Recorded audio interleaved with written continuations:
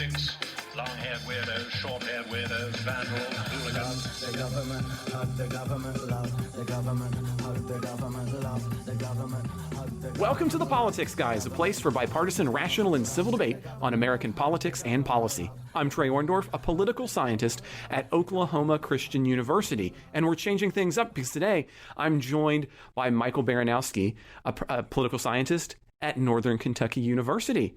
Welcome to the show, Mike. Thanks so much. I'm looking forward to doing the show with you again. It's been, we did one a little while ago together, and I always appreciate the opportunity to talk with you. Yeah, because the last time it was our three-person show with Kristen, so now we get to it'll just be the two of us. Now, I do want to, for listeners, kind of take you through what we're gonna get through, and anything we don't get to, of course, is going to be coming in our bonus show, right? So for supporters, you have that opportunity to have access to the bonus show. So just remember, if we don't get to it in the main show, supporters are going to have access to that in the bonus show. So what Mike and I are going to start off with, we're going to be talking again about what the recent developments on the debt, specifically what had happened just a couple of days ago and yesterday. We're also going to move forward, and we're going to be chatting about the Facebook whistleblower and kind of what's been happening there, and the Wall Street Journal's report on Instagram, really just kind of social media and politics right there. We're going to move forward and take a look at another big issue this day. In this case, U.S. District Court Robert Pittman striking down, or granting an injunction, I should say, against Texas Senate Bill 8 on abortion. Then we're going to move forward and talk about the release of the Pandora Papers this moment. We're going to especially talk about North Dakota in that case. And then we're going to move forward and we're going to be talking about Taiwan and China. And then we're going to move on, if we have time, to getting into the Supreme Court's brief ruling on D.C. having voting rights in the House of Representatives. We're going to be talking about the Idaho Lieutenant Governor and what she's been doing while the governor's been away. We're also going to be taking a look at a busy Supreme Court season and some more. So again, anything we don't get to on the main show, you'll have an opportunity to listen to on the Politics Guys bonus show. But before we get into the Politics Guys show, we're going to pause for a brief word from our sponsor. Well, Mike, welcome back. It's always going to be fun. Now, I know it's a little bit awkward in one way. I know that you and Jay, you really kind of tackled the debt ceiling thing. And for listeners, right, your takeaway point was it's time to raise it. It was like a cajillion dollars, right? Wasn't that what you? Yeah, like a decacillion, some wild number. Yeah, I just like that. Right, we just need to raise it to this big amount. Now, it sounds like Schumer and McConnell did not take your advice. I don't know what it is about being an academic, but nobody ever pays attention to us. So I don't know. They didn't raise it to a cajillion. Instead, this past Thursday, Schumer and McConnell independently announced and then was able to get past filibuster terms with the help of 11 Republicans to raise the debt limit. And instead of doing it to a specific date, they attached an amount of money, specifically $480 billion. The Treasury Department estimates this week that is going to extend the drop deadline to December 3rd of this year. Or another way of looking at it, the current national debt is $28.4 trillion. This is going to allow it to rise to $28.4 or $28.8 trillion. And as a result, as we kind of see, the market had rallied. Now, to be clear, although McConnell was clearly the driving force behind this, not all Republicans were happy about it. And McConnell has also made it clear, Mike, that this is just an opportunity for Democrats to pass a longer solution, in his view, under reconciliation. As McConnell put it earlier this week, quote, "We will allow Democrats to use normal procedures to pass an emergency debt limit extension at a fixed dollar amount to cover current spending levels into December. However," he goes on, "this is just going to moot Democrats' excuses about the time crunch they created and to give the unified Democratic government more than enough time to pass standalone debt limit legislation through reconciliation," end quote. So Democrats have not wanted to go through that reconciliation process. They still clearly don't want to go through that process, as again, you and Jay have talked about that. So I know you've talked about this. Has any of your feelings on this changed on the basis of what's happened yesterday with the 11 additional votes and McConnell pushing this through? Let's start there.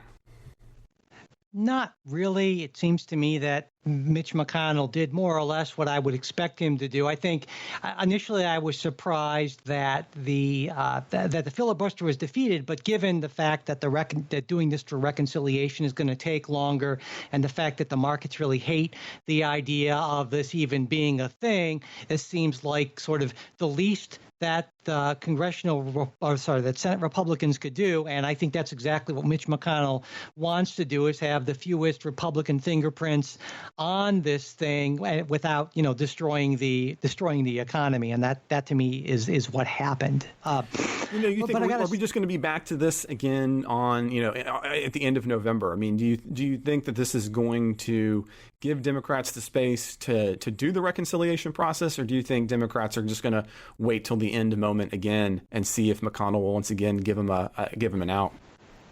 I think this is as much of an out as Democrats are likely to get. To me, it was interesting looking at those 11 Republicans who voted to invoke cloture on this. I looked at the names, and what I realized was that basically it was the majority of the Republican Senate leadership. You got McConnell, Thune, Barrasso, and Blunt, but not Ernst or Scott.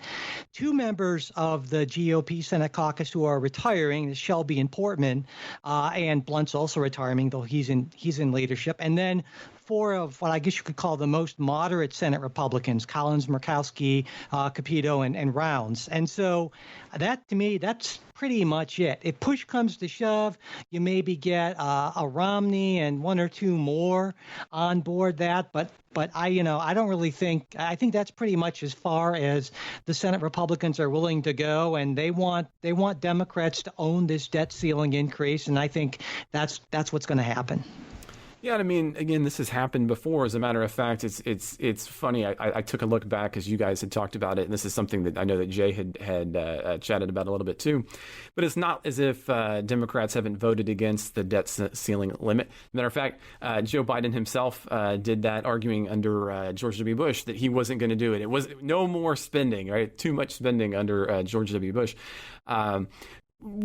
I know that a lot of time is kind of spent on the haggling between Republicans and Democrats, but I mean, it seems like this is one of those things that we study. I mean, so for example, I think very much about the idea of issue and position taking and kind of staking your position out.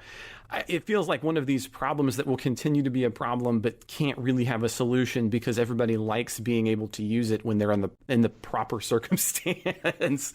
So I agree in part, but I will say that this is generally speaking something that Republicans do. For the most part, it's Republicans in the Senate or in the House, depending on the partisan control, who want to use the debt ceiling as for political leverage. And it also is interesting to me that essentially no other country in the world has a debt ceiling like this. According to research I did, the Council of Foreign Relations says that the only other major Western country with anything like this is Denmark. But theirs is set so high relative to their debt that basically breaching it is not even an issue. So we've set up a system where we have to periodically say, well, will the United States government agree to honor its debts, which is crazy. Of course, the United States government is going to honor its debts. And the fact that we've built in this structural mechanism to call this into question, to allow a party to use this as leverage I think is just unconscionable. Well, it's weird. As a matter of fact, it emerges out of World War II. I don't know if you knew that. The structure in which we currently do it, where we bifurcate the two, starts in 1939 when Congress eventually removes the way that they separate spending from debt. And as a result, you then get a general restriction on debt in a way that you don't on spending. And that's the beginning of what we think of as being the debt limit or the debt ceiling. And I don't know if just for those of us who are curious, the original debt limit, right? So that ceiling was $45 billion back in 39. But does that make sense to you, Trey? It's always interesting to know where it comes from. I mean, yeah, no, absolutely. So, yeah. I mean, in the case here, I don't want to say that it's an idea. I mean, what I think is problematic here, and it's something that I've talked about before, is that by taking the two apart, you seemingly can make arguments. And again, I mean, this is one, as a matter of fact, I remember this happened in Ohio to Portman when Democrats ran against him when he voted for increasing the debt ceiling and the scary music. But really, increasing the debt limit is just about, as you had noted, paying the bills you've already agreed that you're going to spend money on. By separating the two, I think we actually take the pain away from having actual spending and having to think about the ramifications of spending. And I know this is an issue where, Ken and I often disagree, and we don't talk about this as much. But I'm more fiscally conservative than Ken, but that doesn't take much to get more fiscally conservative than Ken. That's a pretty low bar to step over. So we've never had a chance to talk about it. So I don't know where do you fall on that idea? Because again, if you tied those back together, that would undoubtedly probably make spending money a little bit harder. I don't know that it would. I don't know that it would, but I think that just as a matter of good public policy, there's a reason why almost no other country in the world has anything like this. And generally speaking, I think when literally everyone else is doing one thing and you're doing something else like this, or like, for instance, having some sort of system of universal health care, you might want to at least take a pause, take a beat, and look at yourself, as opposed to saying, well, clearly every other country in the world has this wrong and we're the only ones with the right answer. That to me is an indication that we need to take a look that sometimes American exceptionalism is not a good thing. Sometimes it is, but in this case, I think it clearly isn't. The markets have clearly indicated that it's not. They don't like this. And so to me, this is an example of putting, I guess you'd call it electoral optics before the public good, and I agree with that. And on that much, I agree, Mike. And here's what I've often wondered, and maybe this is a way we can kind of bring this in a slightly different direction than you guys did last week and the week before.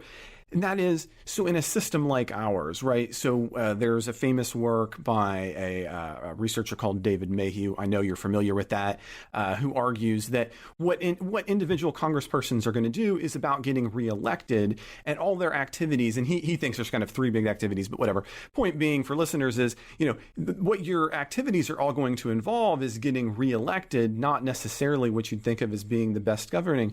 So if that thesis is correct, and I think for most of us in academia, we think that we're somewhere in that vein of Mayhew.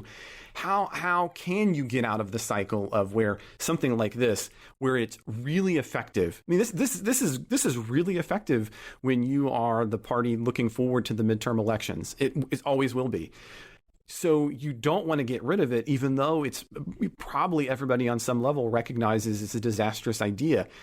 In what ways can we kind of try to get around those institutional problems to get to better governing?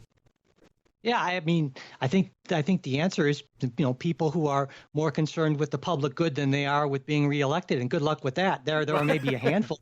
Yeah. Our system rewards getting reelected above all, and the sort of people who put their personal political stakes above the stakes for the country, whether it's this or healthcare or climate change or a million other things that, or things that, that conservatives take issue with, maybe rightly. Like, for instance, I think there's a reasonable case to be made that federal spending as a percentage of GDP, which I think is probably, the best way to look at it fairly, is out of control, because we're not fighting Hitler and the Axis powers in World War II. But you take a look at the sort of U-shaped curve of that, it hasn't been this high since World War II. And I don't necessarily agree with, you, in the sense that Fair. It's that much as a problem, because when I look at, for instance, debt or debt payments or interest payments as a percent of GDP, that's actually down from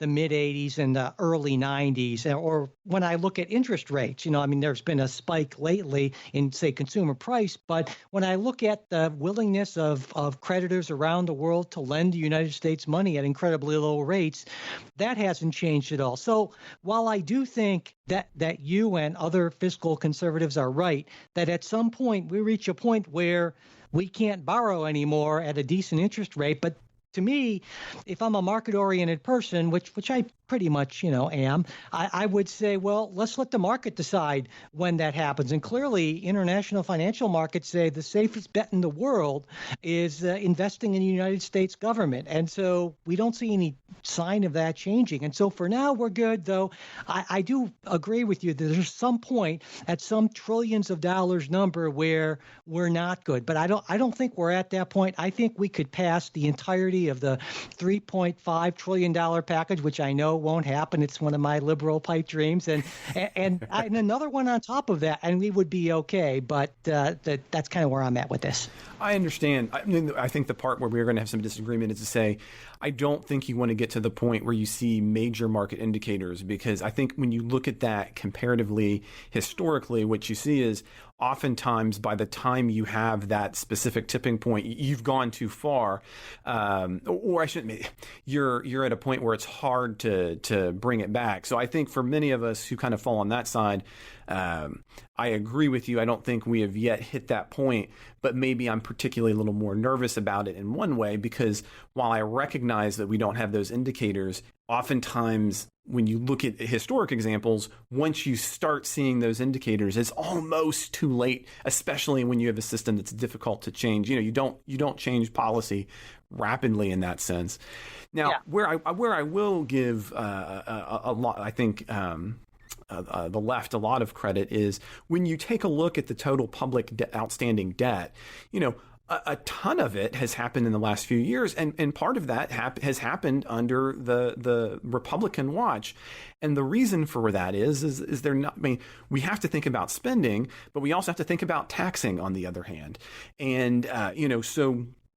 If you really are concerned about debt, that means you can't simultaneously keep spending at certain levels and then decrease tax revenue. And so I'm always willing to kind of give that on the other side as well. But well, to give the right, I'll go right back on that. Then to give the right some credit. When the Republicans passed the $1.5 trillion tax cut, they could not have known that a few years later there would be a worldwide pandemic that we would basically need to spend trillions of dollars to support the economy through. And that 1-2 punch, you take a look at one of my favorite websites in the entire world is the St. Louis Fed's economic research site, which is just full of charts and graphs and fun stuff for wonky people like that. And you take a look at that, that federal debt, and there's that huge, it shoots just like up, not even like a ski slope. No, it's the Empire State Building. It's just like a wall. Exactly. And so that's why, in a way, I'm not terrifically concerned. But I wanted to talk about that point you made about the indicators, because you're right. Sometimes those things can be lagging indicators.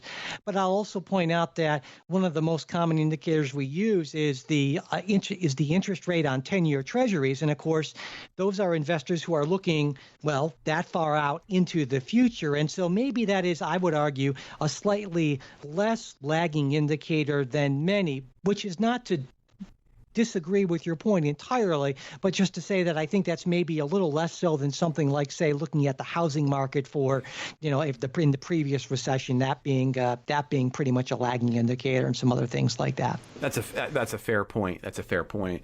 Now, the last piece here that I wanted to kind of talk about on this, Mike, is to think about the fact, right? We still do, and we don't want to spend too much time. We still do have, of course, and you pointed out, two big spending hopes coming from the Biden administration and from, but to get them through, they're going to need reconciliation. But we only have one more reconciliation to go. Do you think the fact that we've now extended this, but McConnell's put the stamp on it, changes any of the calculus on that, makes it a little bit more difficult, since we're going to need to see that coming via a singular reconciliation process? I don't think so, because as I understand it, there's a way to work the Senate rules where they can get 2 reconciliation bills before the end of the year. So I don't really think that's a problem. And if they need to massage the process in the end, I think they'll have the votes to do that sort of thing, as opposed to just something more radical like doing away with the filibuster, which I don't think will happen. And I got to say, speaking of radical, that idea that I'm sure you've heard time and a few times when this comes up is that idea of minting a $1 trillion platinum coin as sort of a solution to the debt ceiling thing. And there's a certain appeal to that, as some listeners may know. Under legislation Congress passed most recently in 2001, the Treasury Secretary can basically authorize the minting of a platinum coin at any value without congressional approval. And so there's nothing, that law, as if read literally, means that, Janet Yellen could say, here's a $1 trillion coin, and we're just going to draw on that. And I think I've seen some fanciful and interesting designs, that sort of thing. And that's one way out of it. But somehow I don't think Janet Yellen is going to take that option. No, I mean, I think the amount of blowback that would create in the confidence. Yeah, but it is interesting where people will go and they think, here's the way. But I think we should probably, yeah. Say before I think in terms of how this will play out, I am with a high degree of confidence. I think this gets taken care of, and we get the $1 trillion, half a trillion dollars in new spending infrastructure bill, and we get around $2 trillion in the other bill before the end of the year. I would be extremely surprised if those three things didn't happen. Yeah.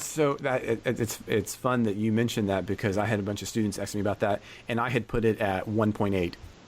So I can see that. Yeah, we're close. I mean, Manchin has indicated a little more flexibility. So, but yeah, I think it comes in at under $2 trillion, and that's what Jay, I believe, said last week. So there seems to be something of an emerging politics guys consensus on this. Yeah, how often do we all agree, right? So the fact that it must be true. There you go. Absolutely. Well, before we turn over and kind of change our attention to what's been going on with Facebook and with the whistleblower in Congress, we're going to take a brief break and have a word from our sponsors. Well, welcome back to the Politics Guys. Thank you for being with us. So, Mike, this week, this is really kind of my area. This is what I'm always curious about, is social media and politics. And Tuesday, we have Francis Hugin come to the Senate floor to report on, snitch on, I'm not sure what the right term here is, Facebook. And this follows numerous reports from the Wall Street Journal of some pretty poor behavior at best from Facebook. What she reported to lawmakers was that Facebook is pushing products that knowingly harm children and young adults, and makes some explicit comparisons to the tobacco industry. Now, that's also a neat comparison, in part because I noticed a few weeks ago that has been something that scholars have been talking about for some time, especially when it comes to some of Facebook's public responses, where they compared them side by side with what had happened in the past with the tobacco industry. As for the Wall Street Journal, despite Facebook promising to release more information in the wake and arguing that what had been coming out was false, or at least maybe not put into the proper context, all Facebook to the date has done is publish some slide decks on their research. They haven't actually released any of the research or the data to get hands on. So, shocking. Oh, I know. Isn't it crazy? And something I want to include here is, we talk about this as scholars can, but for me, and this might not be the same way, but I think maybe listeners should think, anytime that you don't allow independent research or to let your data come out, that is when all of your researcher tentacles should emerge from the back of your brain and be like, what is going on here? I'll even kind of share a personal story. A lot of my early research dealing with presidential politics and communication surrounded social media, but I wasn't able to continue a lot of it in part because Facebook, Twitter, and other sites began restricting the access to their information, to the point where today, for example, there's really no way to conduct any kind of research on what's happening on Facebook, and even doing so can put you into potential legal jeopardy. And that was always kind of sad, but I understand what Facebook is doing. They're manipulating things. So, but to get back to what's happening this particular week, one of the big things to come out during the reports to Congress is how Facebook specifically manipulates your news feed to produce engagement. even, and this is what's kind of key here, when that's harmful to behavior. So for example, it will prioritize bad information because that bad information will rile you up and get you to interact with that information in a way that you wouldn't have, say, like my daughter's picture or something. This, additionally, both from the reports to Congress and from the Wall Street Journal, we have looking at Instagram's effect on young girls, where Instagram itself had research suggesting that they were harming young girls, which, as a matter of fact, recently led the company to pull products specifically designed for children. An Instagram for kids is what that was going to be called.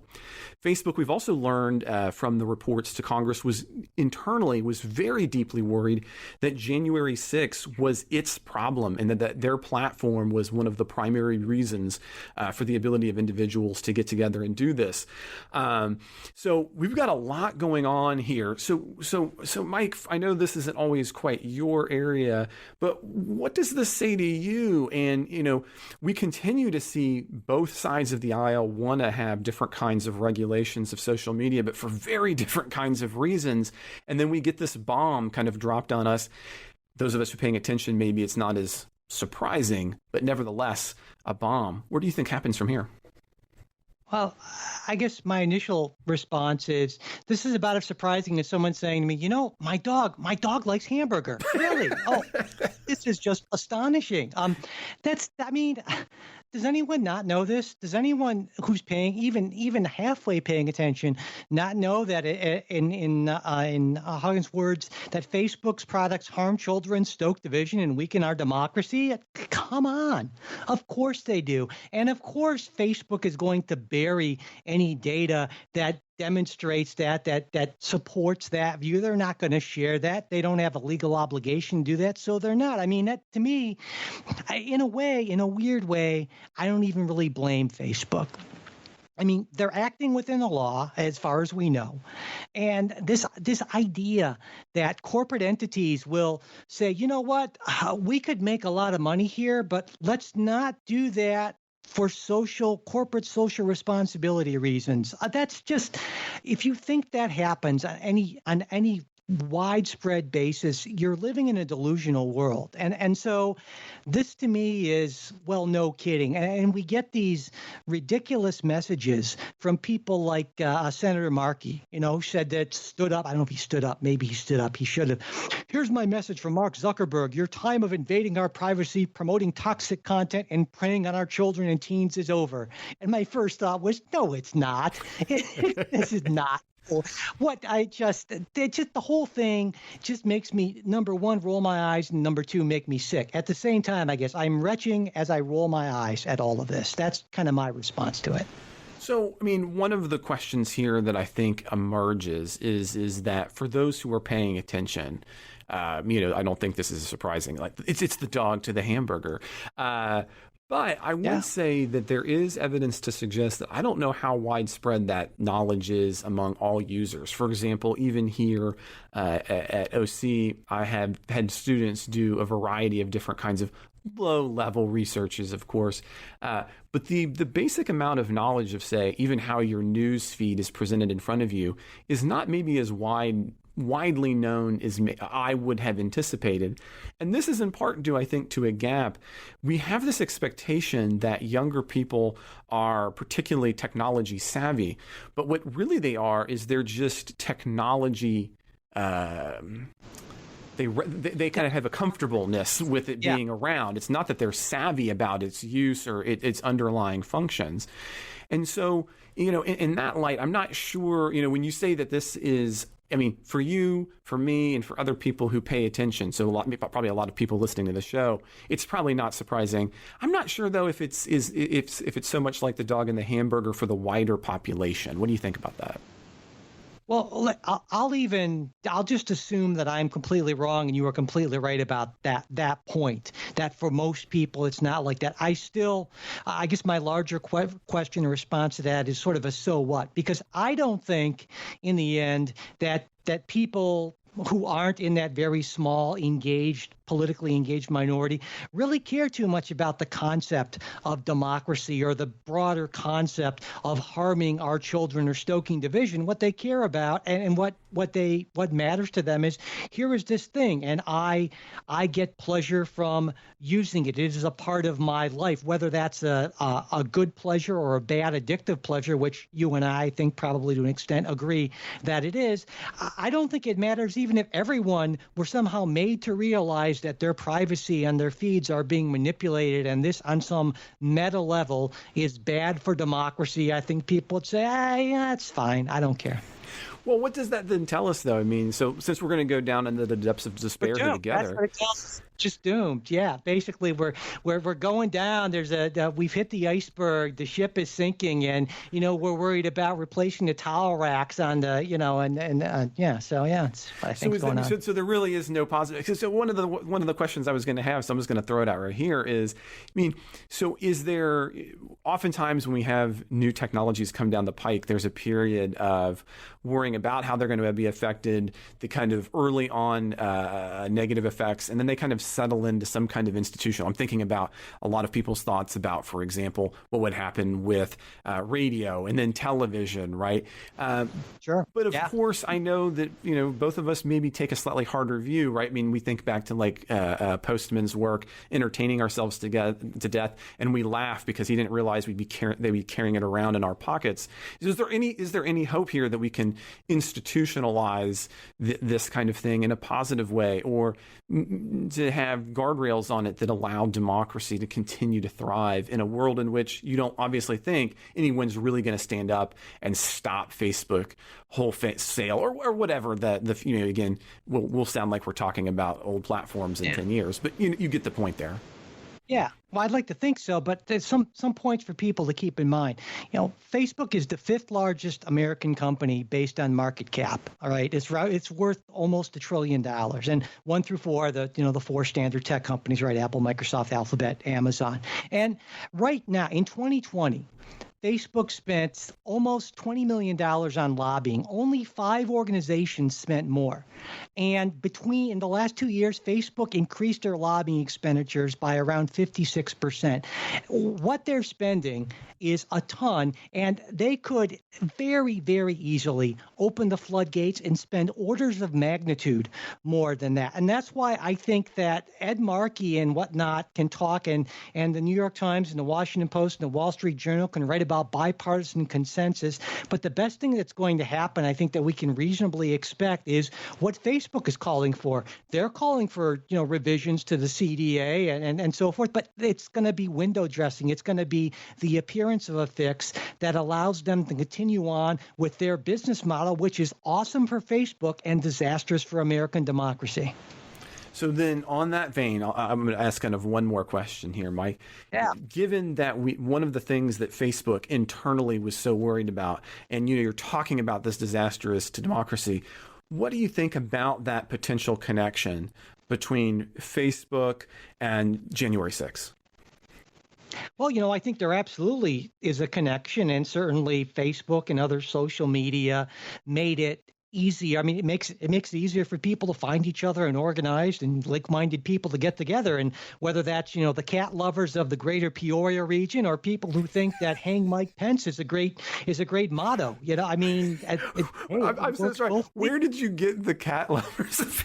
You didn't even miss a beat. It was like you were waiting for a question your whole life. Wasn't it? I know. I don't know. It just popped into my head. It's a weird sort of thing. I don't know. It's a strange time of day. I'm feeling odd. Maybe I'm off or on. No, you were not. That was the most on you have ever been. There wasn't even a pause, sir. There wasn't. I didn't even write that out. No. But I got to say, in terms of if Congress were serious about this, if they could somehow overcome the great lobbying might of Facebook and, and associated social media companies do the same thing on kind of a lower level. I think what they do, and I'm going to get on my soapbox, I've talked about this before, what a real change would look like would be as Facebook wants, revising Section 230 of the CDA, but it would be revising it to classify any service that makes editorial decisions about who gets what content gets promoted, aside from first in, first posted, you know what I'm saying? Twitter, yeah. And they don't get that liability protection. And that would mean, like, for instance, Reddit would be fine, because Reddit is just a user, a user run. You don't posts don't pop up or down. It's all based on user votes. And I think that would be fine. But what Facebook is doing is completely within the law. And unless there's a really fundamental change made to that legal structure, they're going to keep on doing it. And while I hope I'm wrong, more than anything, except for maybe climate change, I hope I'm wrong about the dysfunction of government, because I think this is only second to climate change in a lot of ways in terms of my portents of doom. I just don't see a lot of reason to be optimistic, but maybe I'll look back in a year and say, and I hope so, mea culpa, I was totally wrong, and I would be so happy to do that. I've often thought, I agree with you that would be one mechanism to change things. And I agree with you, the likelihood that's going to happen is low. But I've often wondered if there couldn't be space. Again, it would still be unlikely, but maybe more space to change legislation as it regards data collection to prevent in other words, if you can prevent the idea that you're going to provide services through this kind of manipulation via data collection. In short, you can't have platforms that can exchange services for data. And if in some ways you could end that as a legal matter, you would then destroy the potential business model to want to manipulate those kinds of sources the way we see, or that presentation of information the way we kind of see. And again, I don't think, since it's not as straightforward, if maybe that could be a more likely scenario, because it could be tied into other things, as we already know. Not that we're talking about this here, but just your location and GPS data ought to be private to you, and by making that more private, you could potentially alter the business models of Facebook. But again, you're right. The likelihood of those are low when you have those stakeholders. I imagine the lobbying campaign already. Congress wants to take away free Facebook, right? Wants to make you pay for the service we're giving you for free. And I think what would happen is it'd say, well, we'll make it a more clear opt-in option thing, and then the big choice box will be, you can either pay $20 a month for Facebook or get it for free as long as you agree to your information being shared, and what the vast majority of people will do. Well, no, we do have a little bit of data on that in the terms of what's happened recently with Apple and your ability. Companies now that are going to track have to pop that up, and they can put it however they want, but they have to pop that up to let you know, and you have to be able to opt in. Sure. And the answer we know is, even when you think it's going to end the service, I mean, they have some pretty dire, like, if you don't say yes, this won't exist. There is barely a 2% opt-in on iOS on the newest versions. That's not what I would have expected, to be honest, Mike. But it does suggest potentially that people, weirdly, would be willing on some cases to vote against the free, unless they just don't really believe the warning. I hope you're right. But I will point out that model is not that way of doing business is not central to Apple's business model in the way it is. No, I was thinking, like, even for the apps, the apps get to pop up and say, hey, if you by clicking no, you're going to kill us. As a matter of fact, Facebook is one of the ones who had that just kind of dire set of warnings about the tracking. But you're right. Of course, Apple is able to kind of take that. I'm not trying to suggest, I'm an Apple fan. We all know that. In this case, though, I wasn't trying to give them a pass. I was just suggesting some data. Continue. Sorry. Yeah, no, and so I hope you're right about that. I hope that these are signs we can point to and say that maybe people do care enough about privacy and manipulation. But I also think on the other side of this is that what maybe people do care about this, but I think also that people love having their beliefs confirmed and strengthened. And so the sort of thing, there may be two pieces of this. There's the manipulation and privacy piece, but there's also the kind of partisan echo chamber sort of piece. And that, I think that's pretty clear that most people who are at all interested in politics are interested in that sort of thing. Just a couple weeks ago on the podcast, right, Jay and I were talking about this, and I said, take a look at the list of the top podcasts on Apple Podcasts. They're all far left, far right, echo chambery sort of things, because people love that stuff. We are here, you and I, and most all politics guys listeners, except for the small minority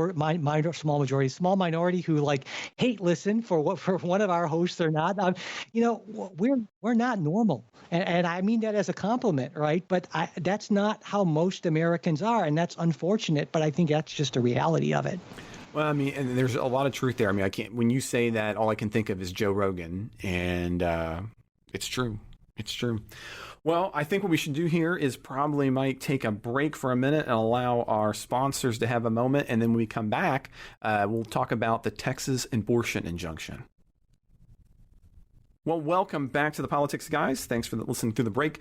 Mike, before we had gotten done, we were talking about and thinking about Facebook, and now we're going to kind of pivot and move in a different direction. We're going to be chatting about Texas, because we had some pretty big news coming out of Texas. The U.S. District Court and the Justice, specifically Robert Pittman, granted a temporary stay from Texas Law SB 8. That is the law that blocked abortions in Texas by placing a $10,000 bounty for anyone who reported an abortion over 6 weeks. And this is actually something that Mike, you and myself and Kristen on our 3-person show a number of weeks ago got to take on when it first happened. And things didn't go maybe exactly as we planned at the Supreme Court, but nevertheless, the Supreme Court had earlier declined to intervene, but now the DOJ has brought a suit, and the court has declared that using this weird method of enforcement, that is letting private citizens sue effectively for bounties, doesn't allow it to bypass constitutional words. Or in the actual written opinion of Judge Pittman, quote, "A person's rights under the Constitution to choose to obtain an abortion prior to fetal viability is well established. Fully aware that depriving its citizens of this right by direct state action would be flagrantly unconstitutional, the state contrived an unprecedented and transparent statutory scheme to do just that." End quote. So I think now the question really becomes, what happens next? Texas has already appealed this to the circuit court. So what does this mean? I mean, again, I know that we've talked on the 3-person show about kind of our feelings on this, and I think this is another one of those areas where we had kind of some broad agreement about finding this particular enforcement mechanism to be distasteful. But the Supreme Court, clearly, it was at least willing to not put the stay on it. It's now only since at the district court level with this new suit from the DOJ, which lends us to wonder, well, what happens then as this inevitably makes its way back up to the Supreme Court in this slightly different mechanism, or this slightly different case, excuse me. Well, I got to say, the crafters of SB 8, they were clever individuals, because there's a provision in the law saying that if in fact there is, it is temporarily suspended for an order just like this one, that anyone who would have been liable for a lawsuit under it can be sued retroactively while for abortion services they provided while the law wasn't in effect. So, I mean, this was well crafted for its intended purpose. They knew the chilling effect it would have. Even if at some point it is declared unconstitutional, it would stop, or it would certainly staunch what they see as the horrific flow of abortions for an extended period of time. And that's, it seems to be exactly what is happening. And some people think that's wonderful, and some people are outraged at that sort of thing. And I mean, it seems to me, I don't know what's going to happen at the Fifth Circuit. I do know it's one of the most conservative circuit courts in the federal court system. Right now, of the 17 active judges, 12 were appointed by Republicans, including 6 Trump appointees. So it kind of, in part, depends on what 3-judge panel hears that. But in the end, I think that the Supreme Court was hoping that they would be able to sort of punt on this issue until they could either, a lower court could decide it and they could decide not to hear it, or until they could hear the Mississippi law, which is a different law, which was decided in a much more, was passed in a much more kind of traditional way, not this weird vigilante justice enforcement mechanism that they're going to be hearing that case in their new term and deciding on that. And maybe they have it in mind that, well, we're going to open the floodgates, essentially end Roe versus Wade without necessarily flat out declaring it unconstitutional, which I believe Ken thinks would be what's going to happen, and I tend to agree with Ken on that. So yeah, I mean, I there's no way that this is constitutional under current Roe versus Wade and other current precedents, but those precedents might not be around after. Well, I think the court hears the Mississippi case, I believe, in December.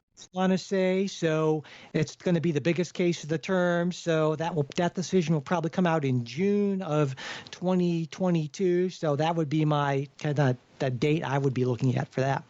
So you think in the meantime, because the Mississippi case is going to be the more important case, that this might effectively stay or no stay, it doesn't really matter?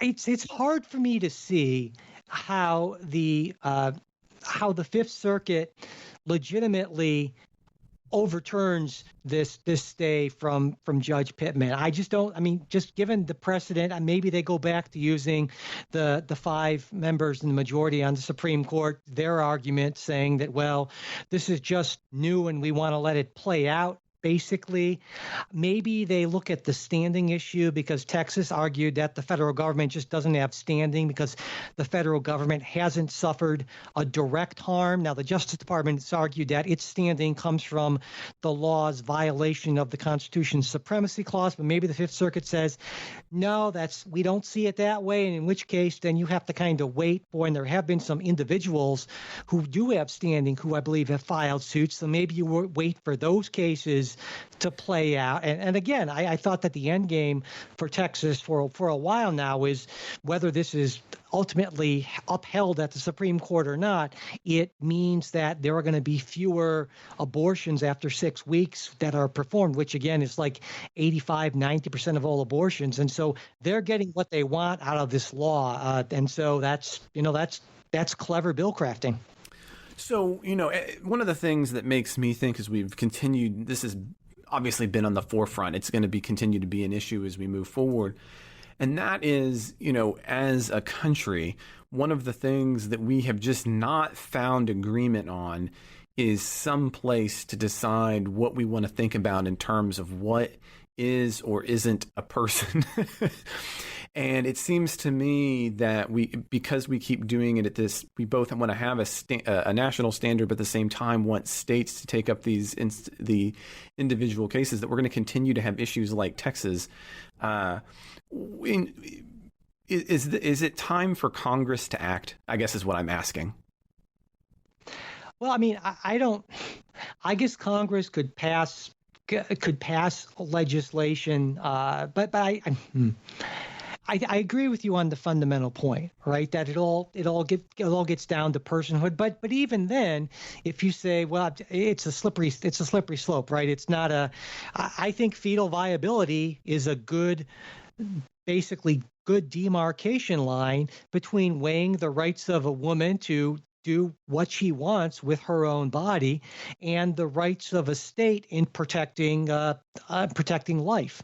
And so it seems to me that the most logical place to draw that line is where the court did it back in 1973, is you're a person when you can survive outside the womb. But at the same time, I think that the state has a non-zero interest in preserving potential life. I get that. But does that mean then that there's a law against it, that under those grounds, depending on how far you want to take it back, then there should be a law against masturbation, right? I mean, because there you go, potential life. And I'll tell you, that's been my problem. I am probably more conservative on this one than I'm definitely more conservative than, say, Ken. Again, this is not one we've talked about. But for me, and I understand you talk about that slippery slope, and it depending on which direction of the mountain you're on, you're slipping a different direction. And it's what I think becomes particularly difficult here, as I've often kind of thought, is that the court, because of the circumstance it's in, and you're talking about viability, and again, viability has shifted a little bit as time has gone on, and that too means that we have a potential issue. Now, maybe it's more stable today than it ever has been. Maybe it's not going to change in a significant way anymore. But I guess, it's hard to make those kinds of predictions forever. But it almost feels a little bit like that sense of, there's this, we're shooting at this, wall, and we're trying to figure out if there's anybody behind it. So, right, when does your right to exercise your right to shoot interfere with the potentiality that somebody's behind the wall? And it's a really difficult one for me, because on the one hand, I, kind of being libertarian sympathetic, I recognize that a woman has a right to do things with her body, and especially as a man, I have to be careful in how I'm arguing about that, because that's not something that can happen to me personally. And so I think anytime you're talking about a right that doesn't affect you, you need to be particularly careful and give the other person a lot of leeway in what's going to happen to them. But then at the same time, we have this potential person, and for me personally, it's really difficult, to think about, well, is it viability? And at what point, it's hard. And I think one of the things that I particularly hate about this law is instead of having to deal with the hardness, instead of having to deal with the complexity and the frustration there, instead we just use this weird method to try to bypass that whole difficult conversation. Yeah, I agree, and I think when you asked, is it time for Congress to act? It kind of brought me up short, because I feel like this is an issue of a fundamental right, and so I guess I would say that I don't feel so much that Congress should act through legislation, but I feel that this particular privacy right could perhaps be beneficially explained, be laid out more clearly in the Constitution as a fundamental right. Now, I don't know what that would look like, but I think that would address the issue of of 9 justices just deciding where this line is. I would much prefer it, and as I do for almost any issue, when there is constitutional ambiguity, because as you know and as listeners know, there is no specifically listed right to privacy in the Constitution. It's found in all sorts of different. Exactly. And we laugh at that term, but we also in a way know that is true, because we believe that a right to privacy from government interference with our persons is a fundamental right. And so I certainly would not be adverse to some sort of a privacy amendment being in the Constitution, and that could cover not just a person, but a person's personal data getting to the Facebook and other issues, because pretty clearly this privacy right issue was not something that the framers thought of in the same way that we do for a lot of reasons, many of them technological. And the Constitution was designed to be updated and changed and modified with the times, and the framers certainly thought that would happen. But we basically that process has ground to a halt, and you have these people holding up their pocket constitutions like they're Moses coming down from Mount Sinai and saying, "Well, this is it, guys," and this ignorance of history and what the framers expected, I think, is problematic. I deeply agree on that front. So when I was talking about Congress, that is precisely what I was talking about. Oh, okay. I have always found again, this is where Ken might disagree with me. I have always found the privacy penumbra issue to be a partially self-created issue because of an unwillingness of justices, I think, to take the 10th Amendment seriously, to include more items. And this is where I think a conservative view of the Constitution would have been, right, there are a number of rights like privacy. And I think the idea was in the 10th Amendment, what anti-federalists were trying to get at was, things will change more rapidly than we're going to be always having constitutional amendments. What do we do about that?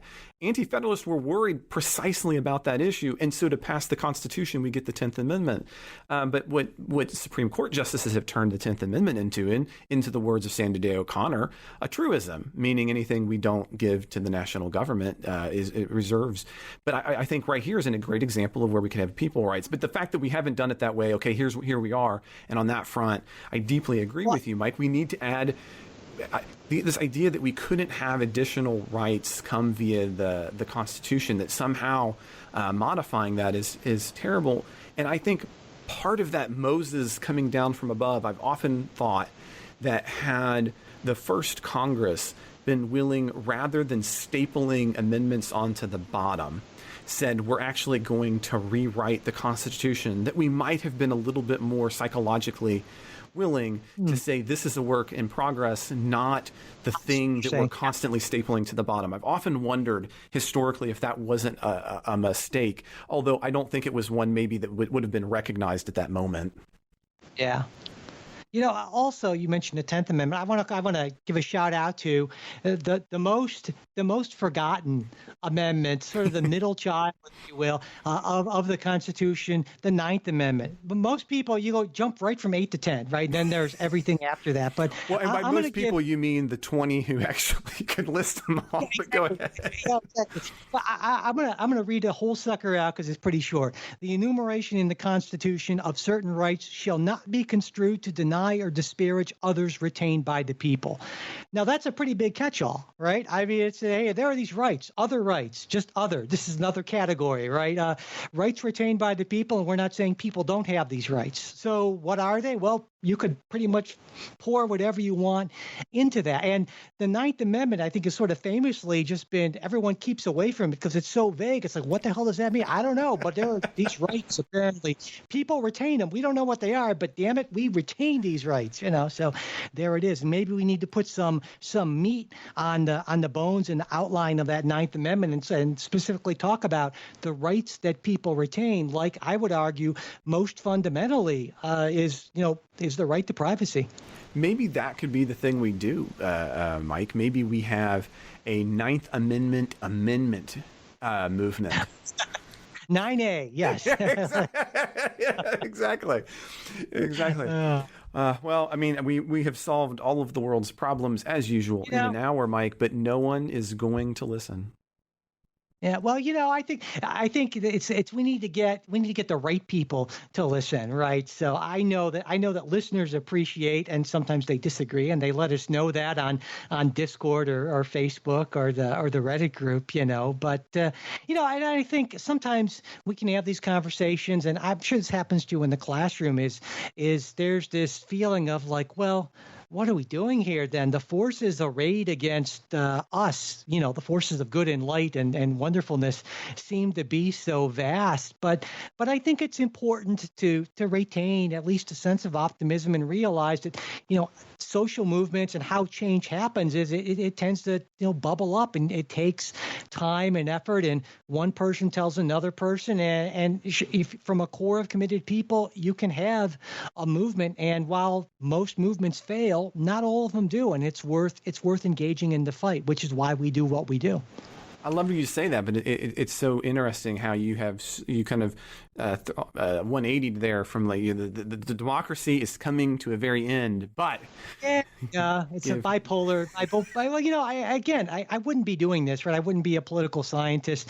We wouldn't be doing this show if I didn't have some belief that this mattered. And sometimes it can just be hard because we're just relentlessly bombarded with either cynicism or radical extremism on both sides. And so you have the utopians on one side screaming about their perfect world, and then you have the cynics on the other side screaming we're all doomed. And those are the people who are promoted in the Facebook feeds, right? And so I think it's important to keep in mind that there are a lot of people who aren't like that. And if people of good heart and who are willing to put in the time and effort band together and kind of have that continuous effort, that sometimes good things can happen. And if I didn't believe that, then I guess I would just, quit the podcast and go live in the mountains with my wife and dogs, but not today. I still like the idea of the mountains, but to add on that, and we'll need to finish up, is to say that I think sometimes, especially for listeners or others, and you think, say, we can band together, we can do this,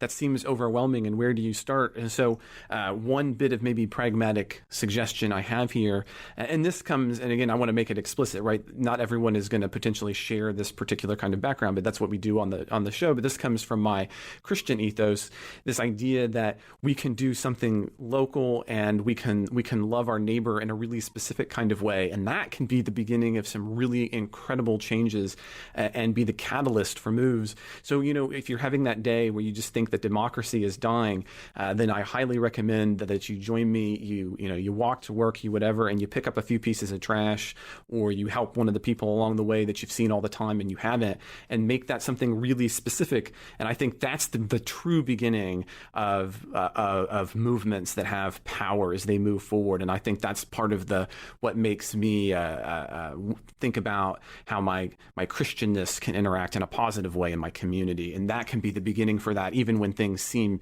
to be despairing at a larger level. Yeah, and if nothing else, there's less trash on your tree lawn or what have you. So there you go. Exactly. Hey, that's something. Well, Ken, I just want to thank Ken. Oh my goodness, Mike. I just want to thank you doing the show with me. I know that we didn't have Ken here today, but it's always fun to get to do it with you as well. Absolutely. So, listeners, there's a bunch of things that Mike and I did not get to on this show. So, if you want to be part of that, you can become a supporter of the Politics Guys. And Mike and I, we've been talking about this. We need your support to make these kinds of things work. Our love for this only goes so far. And so, by becoming a supporter, you can get access to our bonus show. And now it's not available on Wednesday anymore. You get that right now as you're listening to this show. You'll have access almost immediately to the bonus show. And in this, Mike and I, we're going to take a look at a bunch of the stuff we didn't get to. We're going to talk about the Pandora Papers. We're going to talk about some of the developments going on between Taiwan and China and how it involves the United States. We're going to talk about Idaho and Lieutenant Governor. So if you want to get in on all of that, you can become a supporter of the show. There's also other advantages of becoming a supporter of the show. We have things like the Discord channel. You can chat with myself and with Mike and sometimes Ken. And you can gain access to that with the supporter show. Now, if you're in a position where you can't do this, and this is one of the cool things about what we do with the show, you can actually reach out to Mike at mike@politicsguys.com and let him know, and he can still make the bonus show available to you. But if you want to become a supporter of the show or just check out the other cool benefits of being a supporter of the Politics Guys, you can go to our Patreon page at patreon.com/politicsguys, or you can go to our website, politicsguys.com/support. Again, that's our Patreon page at patreon.com/politicsguys. So join, I guess next week it's going to be you and Jay, Mike, again, by and then, or if you want to hear more of me and Mike for right now, head to patreon.com/politicsguys. If you've got a question, comment, correction, or just a random thought you'd like to share, you can always reach us at mail@politicsguys.com. We're also on Twitter @politicsguys. The executive producers of the Politics Guys are Bruce Johnson, Wilma Marino, Andra Masker, Daniel Toe, Chris Wilkinson, and Ryan Beasley. Today's show was produced by myself, Trey Orndorff. I hope you join us next time.